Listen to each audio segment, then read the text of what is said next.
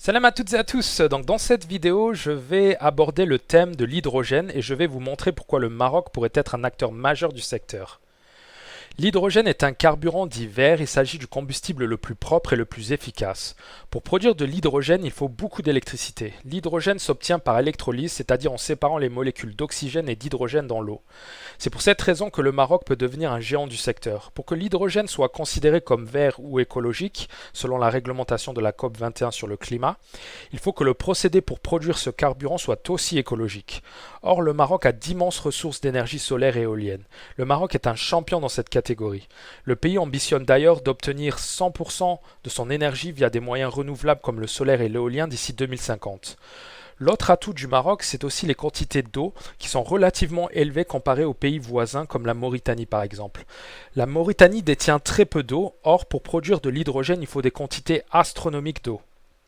Tout projet éventuel en Mauritanie nécessitera des investissements énormes pour développer des unités de dessalement d'eau afin de produire de l'hydrogène en quantité suffisante pour opérer des économies d'échelle. D'ailleurs, la politique des barrages du Royaume du Maroc est en partie liée à cette stratégie de développer le secteur de l'hydrogène. Il y a un projet autour du barrage d'El Massira qui est passé inaperçu dans les médias, mais qui est très important pour achever cette stratégie. C'est la perforation du barrage d'El Massira qui vise à acheminer de l'eau vers la région de Marrakech, ce qui devrait rendre la ville moins dépendante des nappes phréatiques qui pourront à leur tour servir à produire de l'hydrogène. Il y a aussi le lac Mansour, tout proche de la station solaire Nour, qui va permettre d'alimenter en eau les futures usines d'hydrogène. Donc le Maroc a tous les atouts pour devenir un géant du secteur et écraser la concurrence.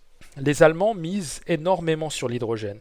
Les avantages de l'hydrogène, c'est qu'il s'agit d'un carburant physique qui peut être transporté, ce qui n'est pas le cas de l'électricité. De plus, l'électricité utilise des batteries qui nécessitent des produits chimiques très polluants. Leur fabrication génère beaucoup de pollution et c'est pour cela que beaucoup d'experts ne prédisent pas un grand avenir à la voiture électrique. Une voiture électrique, durant l'ensemble de son cycle de vie, émet presque autant de carbone qu'un véhicule diesel. C'est une étude de l'ADEME, l'Agence de l'environnement, qui le dit.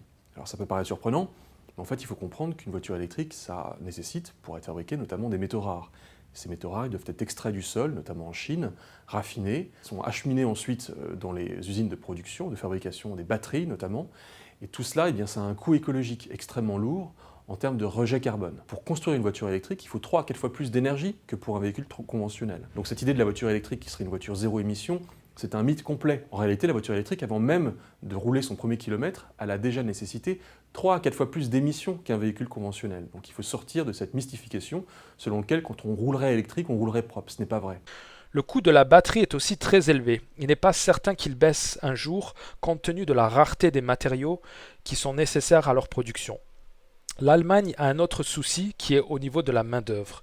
L'Allemagne a une industrie automobile dynamique et performante qui s'est orientée autour du moteur à combustion. Les moteurs électriques ne nécessitent pas autant de main-d'œuvre à produire et assembler et l'Allemagne craint que la généralisation de la voiture électrique ne détruise énormément d'emplois dans le pays. Il suffit de voir le niveau d'automatisation dans les usines Tesla pour comprendre que c'est un problème dans un pays où le secteur automobile emploie des millions de travailleurs. L'hydrogène est donc la meilleure alternative pour l'Allemagne, et ce grâce au processus de combustion en place pour produire de l'énergie. C'est pour cela que le gouvernement allemand a décidé d'investir 9 milliards d'euros pour financer des technologies et des projets autour de l'hydrogène. L'Allemagne cherche aussi désespérément des partenaires pour potentiellement trouver une source fiable d'approvisionnement en hydrogène bon marché. Le Maroc a été pendant longtemps le partenaire privilégié de l'Allemagne, mais les récents événements autour du Sahara marocain ont mis fin à la coopération autour de l'hydrogène entre les deux pays. Le Maroc s'est tourné vers l'Agence internationale pour les énergies renouvelables, alors que l'Allemagne s'est tournée vers l'Australie comme alternative au Maroc. Il est fort probable que l'Allemagne paye son hydrogène beaucoup plus cher à la fin. Le Maroc est donc dans la bonne voie, cependant aucun projet d'envergure n'est prévu pour produire de l'hydrogène en grande quantité. Le limogeage récent du PDG de la Macen pour mauvaise gestion et retard à délivrer des projets solaires d'envergure pourrait expliquer le retard global que le Maroc accuse dans ce secteur.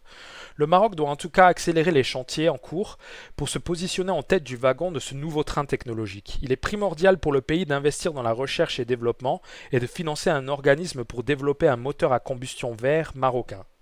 Si le Maroc parvient à produire de l'hydrogène à un coût inférieur au pétrole, le pays attirera des investissements étrangers qui permettront à terme de propulser le pays sur la scène internationale comme un géant des énergies vertes. Ce qu'il faut savoir, c'est que les grandes puissances sont en train de se mettre d'accord sur une taxe carbone mondiale qui taxera les biens produits avec des énergies polluantes.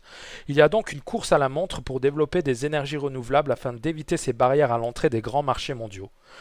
Ça explique notamment la volonté de l'Espagne d'apaiser les tensions avec le Maroc. L'Espagne qui a obtenu en 2019 76% de son électricité du Maroc, ce qui lui a permis d'échapper à de nombreuses taxes européennes. L'Espagne a plus besoin du Maroc que le Maroc n'a besoin de l'Espagne. Et ça explique aussi pourquoi l'Angleterre s'apprête à investir massivement au Maroc pour construire un complexe éolien et solaire pour produire et acheminer de l'électricité à l'Angleterre via un câble sous-marin. À terme, ce projet permettra de couvrir 7% de la consommation britannique et il est fort probable que cette part augmente au fur et à mesure que d'autres projets similaires prennent forme. Voilà, c'est tout pour aujourd'hui. Abonnez-vous si ça vous a plu et je vous dis à la prochaine pour une autre vidéo. À bientôt.